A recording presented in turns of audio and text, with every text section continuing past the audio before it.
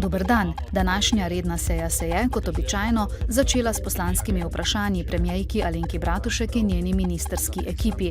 Iz opozicijskih vrst so na premierko naslovili vprašanja o napovedanem davku na nepremičnine, uvajanju novih davkov in ukrepih za zagon gospodarstva ter o plagiatorstvu v visokem šolstvu.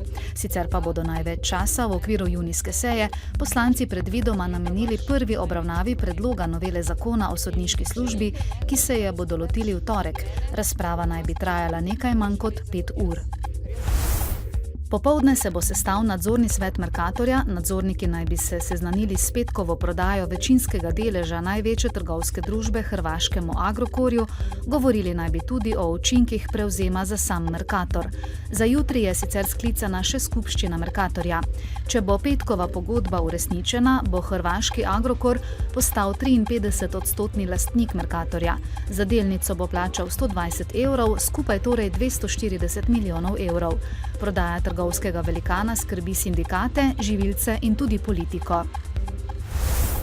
Statistiki so izračunali, da je aprila povprečna mesečna neto plača v Sloveniji znašala 993 evrov in je bila za 0,1% nižja kot marca. Plače so še vedno višje v javnem sektorju, tam je povprečna neto plača aprila znašala 1131 evrov, v zasebnem sektorju pa 916 evrov. V letu dni so se sicer povprečne neto plače zvišale za 0,6%. Letos so imeli najvišjo povprečno mesečno bruto plačo v občini Cerklje na Gorenjskem, znašala je 2059 evrov. To je tudi edina občina, kjer je bila povprečna mesečna bruto plača višja od 2000 evrov. Najnižjo so imeli v občini Starše in sicer 974 evrov. Družba za avtoceste je začela preurejati že 6. cestninsko postajo.